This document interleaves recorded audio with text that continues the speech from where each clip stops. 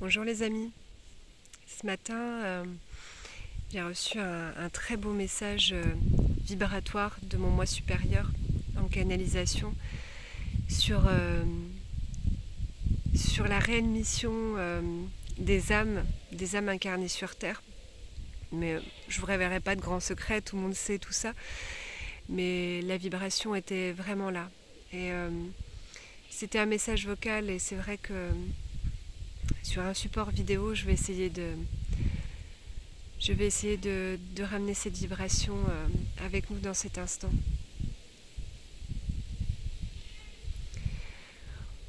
Aujourd'hui, il vous est vraiment proposé de vous souvenir de qui vous êtes vraiment. De vous souvenir que l'âme, que vous êtes une âme, que dans cet univers, tout est énergie et vibration. Et que vous êtes venu vous incarner dans un corps physique pour expérimenter. Vous êtes venu vous incarner dans un corps qui a des limites sur un plan assez restrictif. Et vous êtes venu en tant qu'être illimité vous incarner dans un corps limité. Et ça, il faut le comprendre pleinement. Que tout ça, vous l'aviez prévu, que tout ça, vous aviez convenu avec les autres âmes de votre chemin, de tous les événements.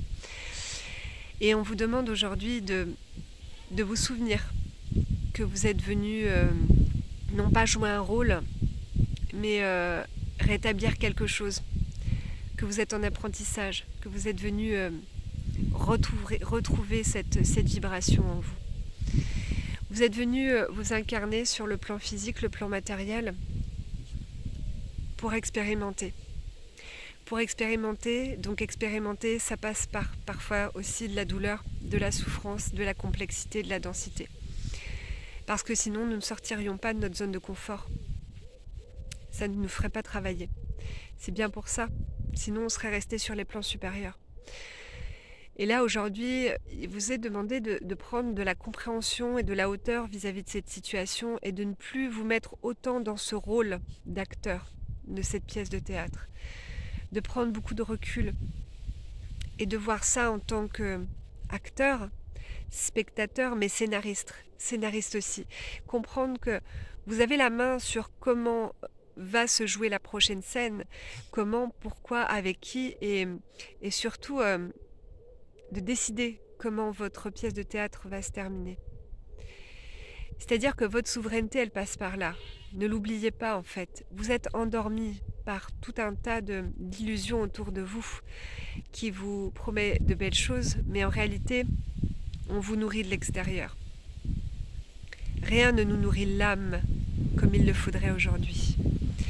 Et vous avez oublié que vous étiez une âme. Vous avez oublié que, à un certain degré, que vous n'êtes qu'un corps physique. Vous êtes dans cette optique où vous n'êtes qu'un corps physique qui subit de la douleur, de la densité des pathologies, des maux. Et nous ne sommes pas que notre corps physique. Nous ne sommes pas nos pensées, nous ne sommes pas nos émotions.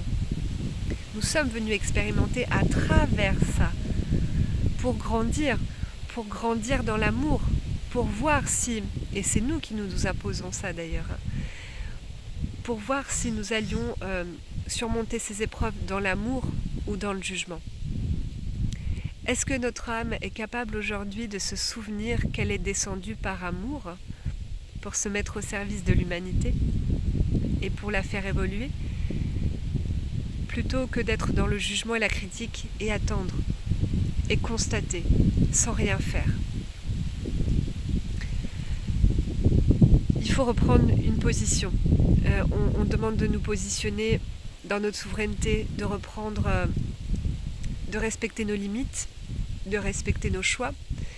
Mais je crois aussi qu'aujourd'hui, il faut reprendre position en tant qu'âme et pas en tant seulement qu'être incarné, mais vraiment se reconnecter à notre potentiel d'être illimité et de notre multidimensionnalité. Nous sommes terrestres, mais pas que.